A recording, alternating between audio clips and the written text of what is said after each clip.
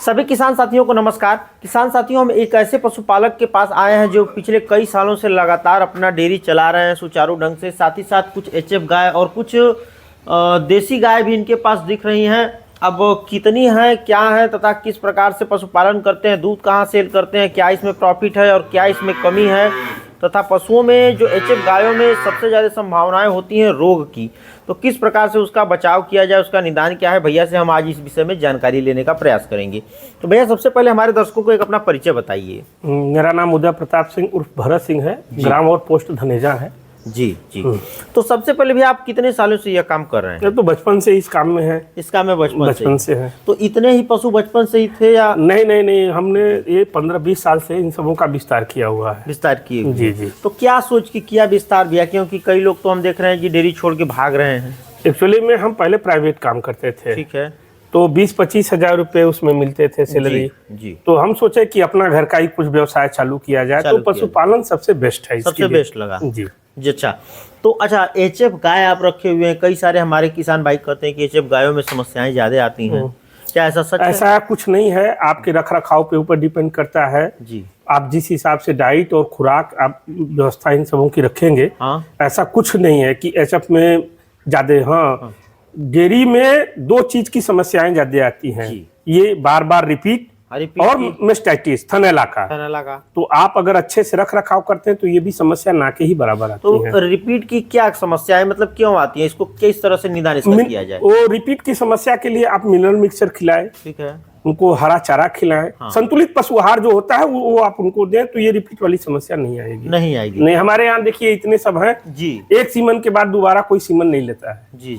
टिक जाती है एक सीमन में। अच्छा, लोग कहते हैं कि थनैला की समस्याएं उन्हीं एचएफ गायों में आती है जो कि ज्यादा बड़े ऑर्डर क्वालिटी की गाय होती है। ऐसा कुछ नहीं भैया, हमारे पास तो 25-25, 30-30 लीटर की दूध देने वाली गाय है जी। हमारे सामने तो ये कभी समस्या आई नहीं। हाँ। ये देखिए बच्चे अभी परसों का बच्चा दी है जी, और अभी प्रेजेंट टाइम में इसके अंदर 9 लीटर दूध है। हाँ। अभी ये 9 लीटर दूध है इसके अभी जी। तो ऐसा तो कुछ है नहीं। हाँ। कि ये मेस्टाइटिस वाली समस्या ज्यादा आती है, बस रख रखाव। हाँ। मेस्टाइटिस होता कैसे है? नमी और गंदगी की वजह से जी। जैसे गाय आप दूहते हैं। हाँ। उसी समय गाय बैठ गई। हाँ। तो उन सबों का जो दूध का छिद्र है वो खुला रहता है। हाँ, लगने के 15 से आधे घंटे। हाँ, आप उनको कुछ ऐसा डाल दें जिसके वो खाने में आधा 1 घंटा या 15-20 मिनट खड़े रहे तो छिद्र जो है बंद हो जाते हैं, बंद हो जाएंगे। तो मेस्टाइटिस की समस्या ना के ही बराबर रहती है जी। तो कहने का मतलब है कि देखिए, पशु तो हमारे बस में है नहीं, मान लीजिए हम डालें, पेट भरा है, फिर भी अगर बैठ जाए तो उसके लिए क्या उपाय है? जैसे कि कुछ मैट लोग बताते हैं कि मैट का एक्चुअली में देखिए मैट इसका छिड़काव, मैट इसका प्रॉपर निदान नहीं है जी। मैट तो हमारे आपके लिए है जी, अपनी स्वेच्छा से बिछा दिए, थोड़ा सा बिस्तर अच्छा मिल गया तो आराम से बैठेंगी उठेंगी। हाँ। इसका होता है लाल पोटास। हाँ, जैसे आपने दूध मिल्किंग किया जी, आप लाल पोटास 1 गिलास या कुछ ऐसा रखें, चारों छिमियों को उसमें डिप करा दें। हाँ। तो ये मेस्टाइटिस की समस्या ना के ही बराबर होगी। अगर फिर भी अगर हो जाता है तो बहुत से इंजेक्शन आते हैं, लगवा दीजिए, वो सही हो जाएगा। हाँ। अच्छा, कुछ लोग कहते हैं कि मेस्टाइटिस हुआ या फिर मान लीजिए कोई भी रोग हुआ, रोग इन पशुओं में 2 तरीके से आते हैं, एक बाहरी से और एक अंदर से। तो मेस्टाइटिस तो मान लीजिए अंदर से हो गया ये इसका समस्या, लेकिन जू किलनी वगैरह जो ऊपर से पकड़ती हैं, लोग बताते हैं कि वहां से रोग का स्टार्ट हो जाता है। इसके लिए भी तो भैया बहुत से आते हैं ना जो मार्केट में, तो इसके लिए बहुत सी दवा आती है। हाँ। और सबसे बेस्ट तो हम ये कहेंगे कि आप लाइफ बॉय जो साबुन होता है ना, उससे आप पशु को नहलाया करिए, कभी ये जू किलनी की समस्या आएगी नहीं, बीमारी नहीं। हाँ। अच्छा, इनके दूध में फैट कम आता है, वो तो आप अपने देखिए भैया, आप अपने खान पान के हिसाब से जी। हमारे यहाँ तो 4.5 के ऊपर सभी का फैट आता है, एचएफ का भी। अच्छा। 4.5 के ऊपर? 4.5 के ऊपर आता है। तो ऐसा क्या खिलाते हैं कि फैट इतना आता है? हम जैसे अपने घर का गेहूं का अनाज खिलाते हैं, घर का जैसे चना का चुनी हो गया वो खिलाते हैं जी। बाहर से परचेस जैसे करते हैं, किसान बाई पास हो गया, उसके बाद में पराग हो गया, हम सभी को मिक्स कराते हैं जी। हाँ, वो हम खिलाते हैं भैया जी। थोड़ा सा इधर आ जाइए जी।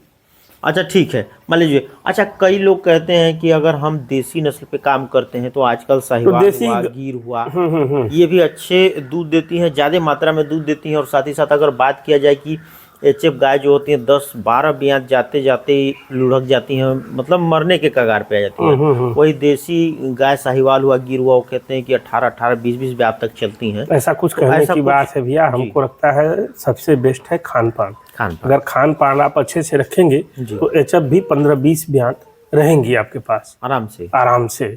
अभी देखिए हमारे पास एक सफेद सी गाय है जी, आइए थोड़ा हम देखते हैं हम लोग जी।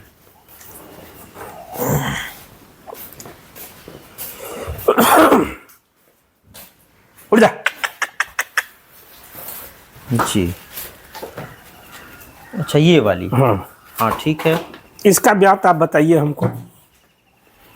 मान लीजिए ये तो लग रही है दूसरे या तीसरे में। ये हमारे यहाँ 16वीं बार बच्चा देगी इस बार। 16वीं बार? 16वीं बार। ये जितने भी लर्जर यहाँ पे दिख रहे हैं आधा से अधिक इसी के हैं। इसी के हैं? इसी के हैं। बताइए तो बड़ा आप तैयार। हाँ, ये 16वीं बार इस बार बच्चा देगी। 15 ब्यात की हो चुकी है।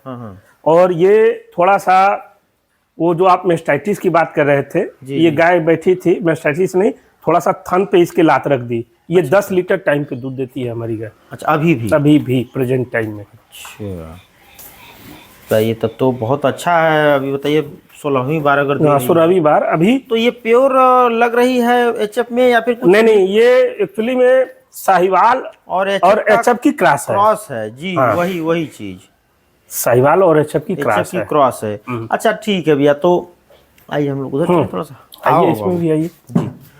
अच्छा भैया ठीक है, अभी हम लोग कई और डेयरी पे भी जाते हैं तो लोग कहते हैं कि भैया इधर के गायों में जैसे कि एक समस्याएं आती हैं कि गर्मियों में बहुत तेज हाँफने लगती हैं एचएफ गाय। हीट स्ट्रोक वाली जो समस्या होती है, बजाय ठंडी में ये ज्यादा सुख बदती है बजाय की गर्मी के। तो लोग कहते हैं कि अगर हम इसमें साहिवाल का सीमन या गिर का सीमन डाल दे तो जो क्रॉस ब्रीड आएगी उसका बॉडी स्ट्रक्चर है, उसकी सहन शक्ति जो है वो आएगी देसी गायों में, साहिवाल या गिर में, और दूध की क्षमता जो आएगी वो आएगी एचएफ गायों की। ऐसा कुछ?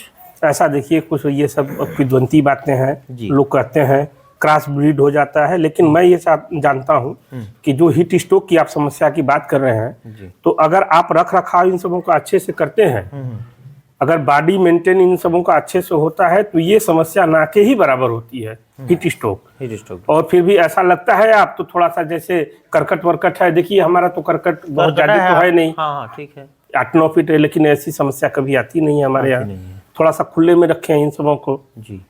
कहने का मतलब है रख रखाव ही सबसे बढ़िया। हाँ, देखिए जिनका शरीर में इम्यूनिटी सिस्टम ज्यादा होगा, स्ट्रांग होगा, तो समस्या से कम ग्रसित होंगी। और हीट स्ट्रोक ऐसा कुछ है नहीं, गर्मी की वजह से होता है। जैसे आपका हाथा 15 गाय का है, आप उसमें 16, 18, 20 बांधे हैं, तो जानवरों से भी हीट स्ट्रोक होता है। ऐसा नहीं कि वो टेम्परेचर की वजह से होता है। जैसे एक कमरा में अगर 5 लोग 6 लोग के रहने का जगह उसमें 100 लोग, ऑटोमेटिक गर्मी होगी ना, वो उसकी वजह से भी हीट स्ट्रोक होता है जी। अच्छा, पशुपालन में भैया हरे चारे का कितना महत्वपूर्ण रोल है? हरे चारे का तो कम से कम भैया 60% देना चाहिए। सारा मिनरल मिक्सचर, सारा चुन्नी, अगर आप 60% हरा चारा देते हैं तो मिनरल मिक्सचर की जरूरत नहीं पड़ेगी।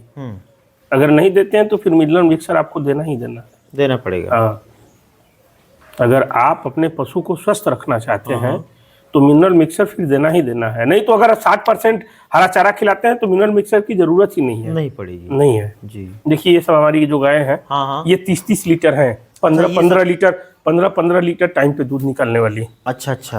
और ये कभी भी जो आप हीट स्ट्रोक की समस्या कर रहे हैं कभी आती ही नहीं इन सबों में, कभी नहीं। और आपके सामने देखिए जी। नहीं, आपका रख रखाव का तरीका भी मैं देख रहा हूँ, बगल में खिड़की है, हवा आने जाने के लिए रास्ता बनाया हुआ है। तो ये बढ़िया चीज है। अच्छा, और कोई समस्याएं जो आप बताना चाहें? कि देखिए भैया, अब वही होता है ना कि जैसे लोग जाते हैं बाहर कमाने के लिए 10,000, 20,000, 25,000 रुपया। अगर हम ये चाहते हैं कि अगर आप 4 जानवर प्रॉपरली 10 लीटर की अच्छे से रख लेते हैं तो फिर बाहर जाके 25-30 हजार रुपये की नौकरी नहीं करनी पड़ेगी। इतना तो पैसा ये सब दे ही देती हैं कि आप अपना खर्च निकाल लें।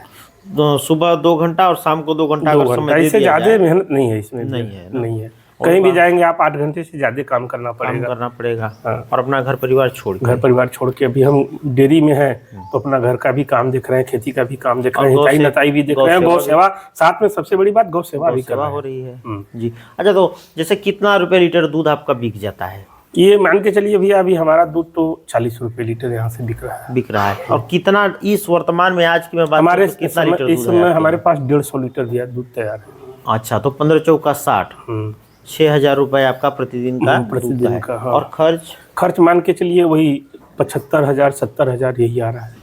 नहीं, 6,000 प्रतिदिन का है तो हाँ। खर्च कितना हुआ हमारा? वही 70-75,000, 18,000, 1,80,000 हो गया ना हमारा। हाँ, तो महीने का हाँ। तो 1,80,000 में वही 75-80,000 रुपया हमारा खर्च आता है। हाँ। लगभग 40 से 50%। 50% का धंधा है भैया, धंधा है। अच्छा, लोग बताते हैं कि नहीं ये है वो है ऐसा, लेकिन हम ये कहते हैं कि ये 50% का धंधा है। हाँ। अच्छा, और जैसे मान लीजिए अभी आपके पास टोटल कितने पशु हैं? हमारे पास इस समय प्रेजेंट टाइम में 25 जानवर हैं। 25 जानवर, छोटे बड़े मिला के 25 हैं। अभी 12 इसमें हमारे मिल्किंग पे तैयार है। मिल्किंग पे 12 हैं। तो कहने का मतलब है ये औसत तो घटेगा कुछ दिनों में। तो अभी ये घटा है। अभी अगर 12 ये ताजा होती तो हमारे पास 250 प्लस होता। हाँ। तो हमारे कई पशुपालक यह प्रश्न पूछते हैं कि भैया हम जल्दी में वीडियो देख के 4 पशु तो ला दिए, डेयरी तो 4 पशु जैसे आप रखते हैं भैया ना, तो उसमें ऐसा रखिए कि 2 मिल्किंग मतलब ताजा हो और 2-4 महीने की प्रेग्नेंट हो। तो उसमें जो आप 90 दिन, मेडिकल भाषा में 90 दिन पशुओं को छोड़ा ही जाता है ड्राई पे। ठीक है। तो आप वो जो 90 दिन छोड़ते हैं तो इतना उन सबों में अंतराल रखिए कि वो 90 दिन का खर्च जो है आप जानवरों से निकाल लें। हाँ। इस हिसाब से आप अगर डेयरी चलाएंगे तो कभी डेयरी में फेल नहीं होंगे भैया। हाँ, नहीं तो वही है फिर कि अगर लगातार लगाते रहेंगे तो गाय बीमार भी होगी, दूध भी कम कर देगा। भाई सबसे बड़ी बात भैया, इन सबों के शरीर से तो हम कैल्शियम ही निकाल रहे हैं। हाँ, तो रख रखाव अच्छा रखना पड़ेगा। तो कैल्शियम के लिए कोई पाउडर वगैरह खिलाते हैं? बहुत कैल्शियम आते हैं मार्केटों में, आप कैल्शियम दें, नहीं तो फिर घर का सबसे बेस्ट है कैल्शियम चूने को घोल बना के। चूने का देने का औसत क्या रहना चाहिए? जैसे एक दुधारू पशु है 10 लीटर लग रही है तो उसको कितने मात्रा में चूना दिया जाए? 1 लीटर मान लीजिए, जैसे घोल के उसको घोल जैसे चूना ले लिए। हाँ। नाद या ड्रम या जैसे भी हो, आप उसको डाल दीजिए 5 kg चूना। हाँ। और उसको आप चला दीजिए। 1-2 दिन के बाद अब 1-1 लीटर सब में डाल दीजिए। और उसके बाद में फिर उसमें जितना आप निकाले, जैसे 5 लीटर हमने उसमें से निकाला, 5 लीटर पानी डाल दीजिए। वो बराबर कैल्शियम तैयार है। तो हफ्ता में कितने दिन ये कार्य किया जा सकता है?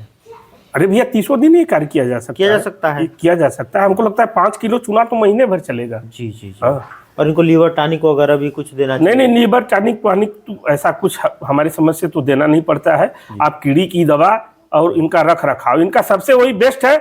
आप इनके डाइट पे जितना अच्छा फोकस करेंगे, पशु कम बीमार होंगे। और हम तो ये कहते हैं ना के ही बराबर होंगे। और बाकी तो भाई खुदा न खास्ते कुछ आपके साथ है कि ट्रेजेडी घट जाती है तो मान लीजिए तो भाई बात की बात जी। अच्छा, एक प्रश्न और रहेगा मेरा यह भी है कि कई लोग भैंसों से डेयरी चलाना चाहते हैं।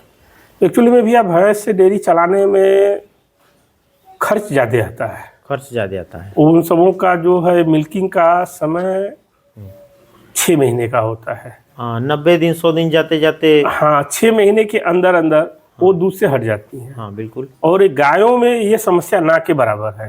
हाँ, तो हम तो यही अभी कहेंगे कि सबसे बेस्ट के बजाय गाय से आप डेयरी चालू करें। हाँ। अगर आपको डेयरी वेरी पे दूध देना है तो जैसे अगर 10 आप पशु रखते हैं तो उसमें 3 भैंस रख लें, 7 गाय रख लें। जी। तो वो फैट वाली भी समस्या से आप निजात पाएंगे। दोनों का दूध मिक्स करके आप डेयरी वेरी फैट पे लगवाएं। हाँ, ठीक है भैया, बहुत अच्छी जानकारी दी आप। अच्छा, एक और बता दिए प्रश्न कि अगर हमारा कोई नया पशुपालक भाई यह देख रहा है वीडियो, जो कि पशुपालन करना चाहता है, तो उसको सबसे पहले क्या क्या सावधानी बरतनी पड़ेगी?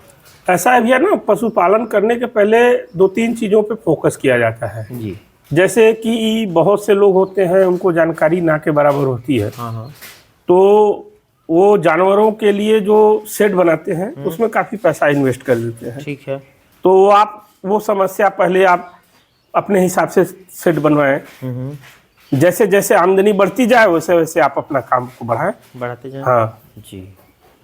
और शुरुआत 2-3 पशुओं से करें। हाँ, शुरुआत 2-3 पशुओं से नहीं, अधिक से अधिक 5 पशुओं से आप करें। उससे ज्यादा नहीं। नहीं, उससे ज्यादा नहीं। और उसके बाद में आपको हैबिट हो जाएगी, तो आप तो 5 पशु से जब करेंगे तो आपको खुद मालूम हो जाएगा इसमें नफा हो रहा है कि नुकसान हो रहा है।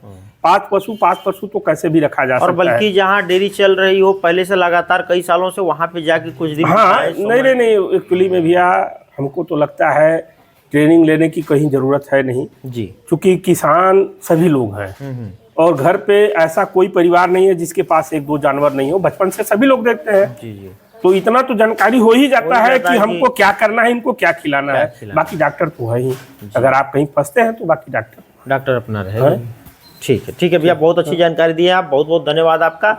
और हम जो उम्मीद कर रहे थे भैया कि आप किस प्रकार से सुचारू रूप से चलाते हैं, उससे आप ज़्यादा ही बेहतर ढंग से चला रहे हैं अपनी डेयरी। Thank you. ठीक है भैया, बहुत बहुत धन्यवाद।